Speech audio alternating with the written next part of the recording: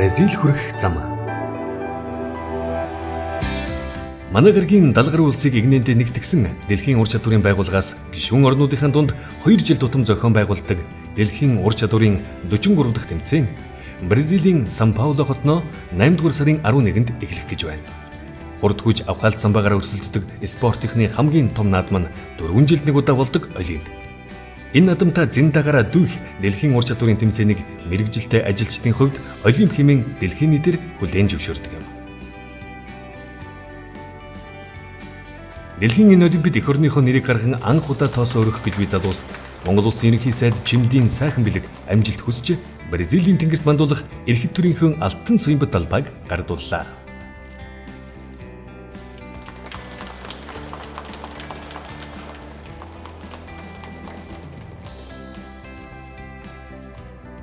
Монгол Улсын ерөнхий сайд сайхан бэлэг танд бас хөдөлмөрийн амны сайд Чин зэрэг сайд нартай маш их баярлалаа. Чухсаж байгаа. Маш их итгэж байгаа. Баярлалаа.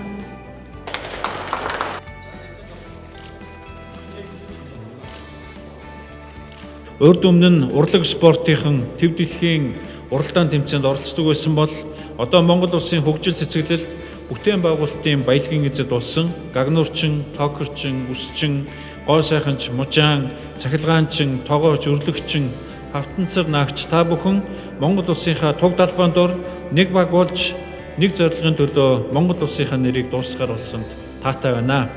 Мөн үүрэг хариуцлага ухамсарлан атгсан гар шиг хүчтэй байж ухаалаг, самбаатай, ур чадвараараа өрсөлдөн амжилт гарган эх орныхоо нэрийг дуудуулан ээж аав, ачид багш нар ард олонныхоо сэтгэлийг баярлуулна гэдэгт итгэж байна. Монгол Улсынхаа нэрийн өмнөөс өрсөлдөх нийт багийн хамтууландаа тэмцээндээ хамгийн өндөр амжилт гаргахыг хүсэн өрөөё. Та бүхэнд амжилт хүсье. Дэлхийн ур чадварын тэмцээнд Монголын багийг бэлтгэж оролцуулах хариуцлагатай үүрэг хөдөлмөрийн яамд оногдсон. Тэмч учраас баг бүрдүүлэхээс эхлээд тэмцээнд оролцоход шаардлагатай хөрөнгө санхүүгийн асуудлыг зохицуулах, оролцогчдын бэлтгэлийг хангуулах, шаардлагатай тоног төхөөрөмжөөр нь хангах зэрэг олон ажлыг Чин зэрэг сайдаар ахлуулсан хөдөлмөрийн яамны хамт олон мэрэгжлийн холбоод хандивлагч олон улсын байгууллагууд үндэсний томоохон компаниудтай хамтран хийж хэрэгжүүлж ирсэн билээ. Монгол улс энэ жилдээ энэ олон дэлхийн ур чадвар олон улсын тэмцээнд анхуутайгаа 9 удаа мэрэгчлэр оролцох гэж байна. Тавхтыг уулзж байгаагийнхаа энэ 9 мэрэгчлэр Монгол улсад төлөөлөн оролцохоор шалгалсан багш ба түүний одоо шав уус хүүхдүүдэд бас одоо баяр хүргэж Монгол улсынхаа нэрийг дэлхийд дуусгах одоо чадна гэдгийг та бүхний өмнөөс хэлж хүсэж байна. Испани улсын санаачлагаар анх зохион байгуулж эхэлсэн дэлхийн ур чадварын тэмцээний түүх дэлхийн 2 дугаар дайны дараа мэрэгжилтэй ажилтны хомсдол нүрлэж бүтээн байгуулалтын үйл хэрэгт залуусын оролцоог татах зайлшгүй шаардлага гарсантай холбоотой гэдэг. Испани залуучуудын холбооны ерөнхий захирал ноён Хосе Алосо өрөвгөчтэй мэрэгжлийн боловсрол сургалтын тогтолцоог бий болгон хөгжүүлэх нь улс орны эдийн засаг хөгжил дэвшлийн нэг түлхүүр гэдгийг олж харснаар бүх зүйл эхэлжээ. Анхны тэмцээнийг зөвхөн Испани хэмжээнд зохион байгуулсан.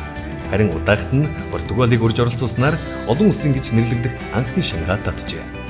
Улмаар 1953 онд ур чадварын тэмцээнд Герман, Франц, Швейцар, Их Британи, Марокко зэрэг улс мэрэгжилтэй ажилчтай илгээснээр олон улсад хүлээн зөвшөөрөгдөж хүрээгээ тэлэх эхэллээ тавьсан бөгөөд өдгөө 50 гаруй улсын 1000 хол давсан тооны тамирчид эзэмшсэн мэрэгжлийнхээ эд хавыг гайхуулан өрсөлддөг болоод буй юм. Тэр чухлаараа дэлхийн ур чадварын байгууллагад гишүүнээр элсч дэлхийн ур чадварын Олимпиад алтан гартай ажилчдаа сойж мэрэгжлийн боловсрол сургалтынхаа стандарт болон үнэлэмжийг дэлхийн нийтэд хүлээн зөвшөөрүүлэх нь улс орнуудын хувьд нэр төрийн хэрэг болоод байгаа билээ. Монгол улс дэлхийн ур чадварын байгууллагад 2014 онд элсч 69 дэх гишүүн нь болсон юм. Бидний араас 3 улс энэ байгууллагад элснээр өдгөө 74 гишүүнтэй болоод буй.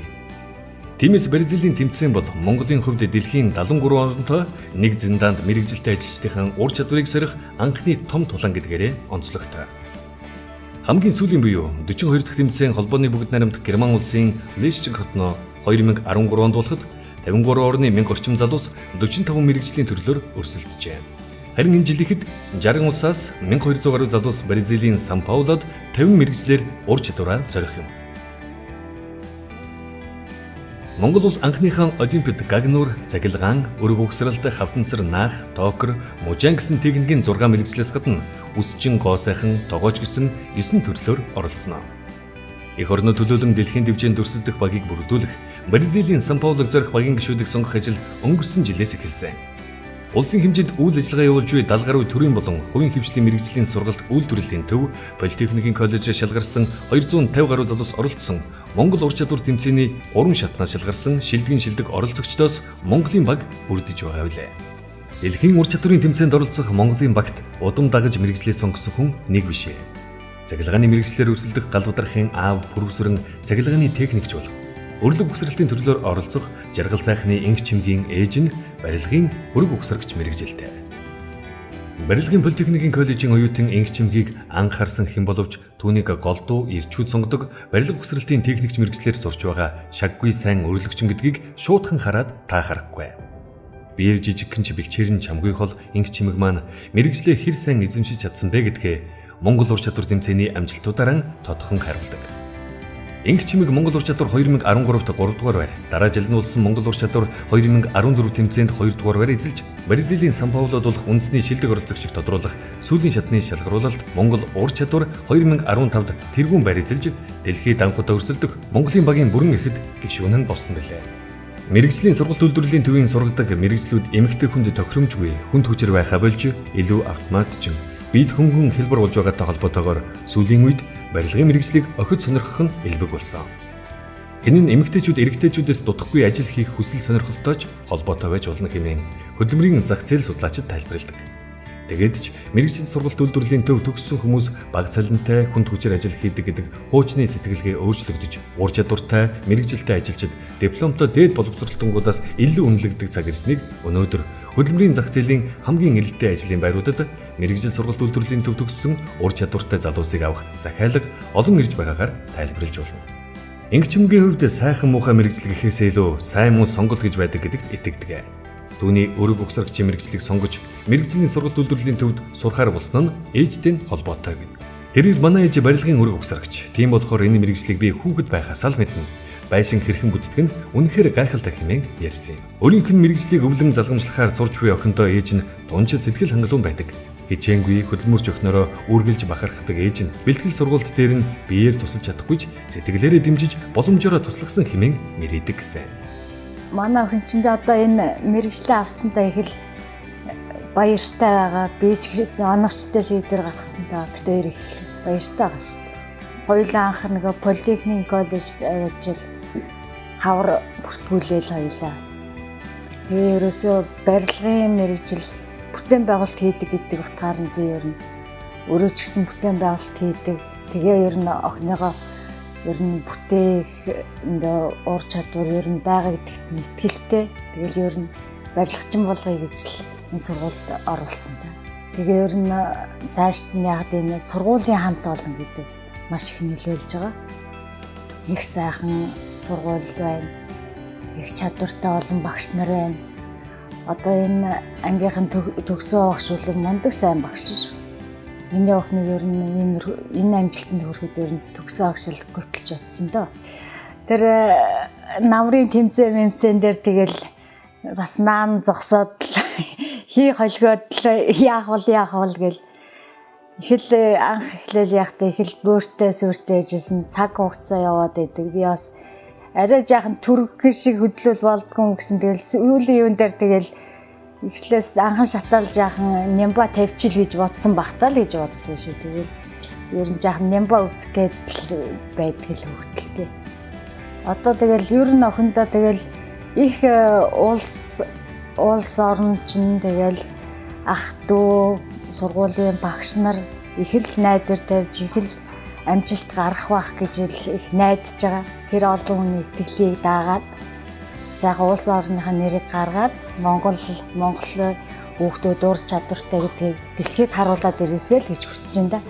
Монгол ур чадвар 2015-д инх чимгийн өрсөлдөгч нь Дорнод аймгийн мэргэжил сургалт үйлдвэрлэлийн төвийн сурагч Ням Тулга байсан юм.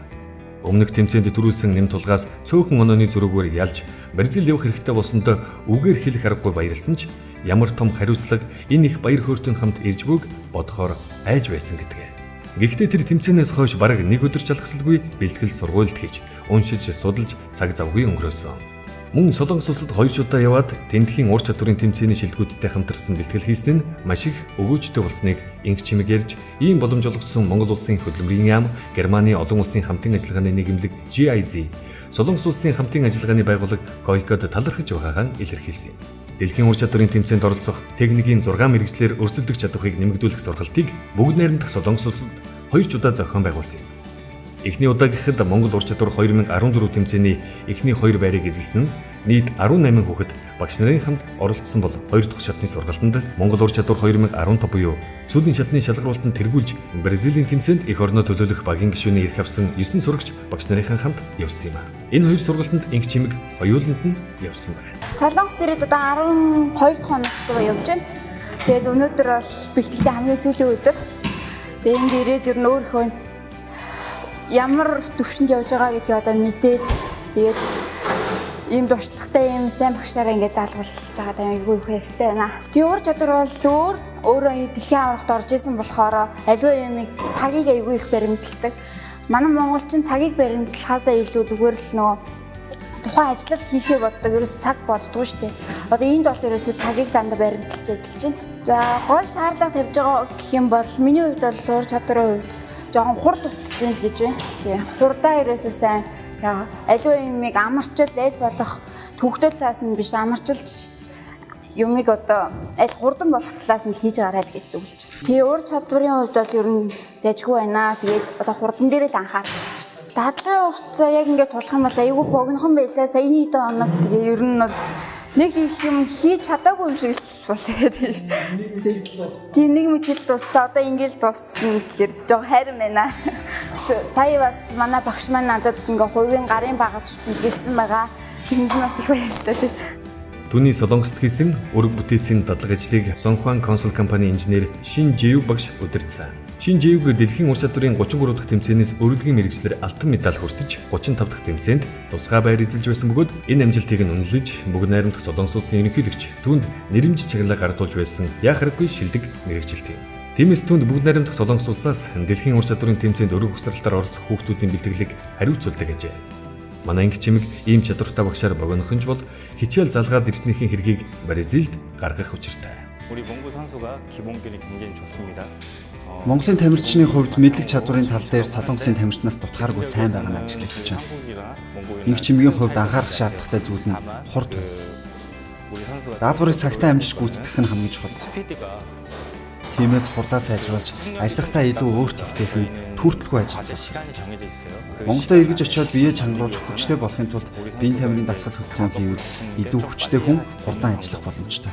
Инх чимэгтэй хамт Бразилийн тэмцээнд оролцох эксперт багш нь MCS Property компани инженер Ганбаатар. Ганбаатар инженерийн хувьд Монгол ур чадвар тэмцээний шүүгчээр оролцож байсан бөгөөд мэрэгжлийн уралдааныг сүүлийн 2-3 жилийн турш үе шаттайгаар явуулж ирсний хүчинд оролцож байгаа хүүхдүүдийн хувьд дэлхийн түвшинд өрсөлдөх хэмжээний болж чадж буйд талархалтай ханддаг юм.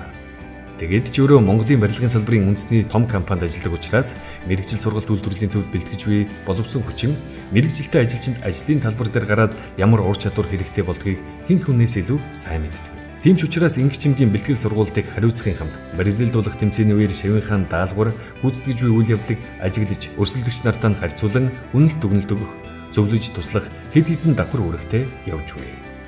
Энэ сургалт маань маш их үр дүнтэй болж ийн гэж үзэж байна. Энэ сургалтанд ирснээр манай жишээлбэл манай урилгын оюутан бол тэмцээнд хэрхэн оролцох, зарчимтай ажиллах, юун дээр цаг хожих, ур чадварыг ер нь юун дээр харуулах. За яаж тэр тэгшхэн өрөх гих мэт зүйлс жижиг шажиг нарийн зүйлсээс ахгуулаад маш их туршлага хуримтлуулж байна. Манайхны оролцох төрлүүд өрсөлдөгч олонтой. Тухайлбал гагнуур 39, загилгаанаар 41, тогоочор 36, токроор 26, мужаанаар 22, хавтансар наалтаар 24, гоо цусалж 25, үсчний мэрэгчлэр 32 орны оюутан залуус өрсөлдөхөөр албан ёсоор дэлхийн ур чадварын байгууллагад бүртгүүлсэн байна. Жаргал сайхны инх чимгийн өрсөлдөх барилгын өрөг угсралтаар 27 орноос оролцогч бүртгүүлжээ. Тиймээс дэлхийн 27 орноос ирэх шилдэг өрөг угсрагч нартай Бразилийн тулаанд хүч үзэх инх чимэгтэй амжилт хүсэж эх орныхоо мэрэгжилтэй ажилчдын ур чадварыг дэлхийд сайнаар үнэлүүлээд ирэхийн үлзийтэй ёроолыг өргөж байна.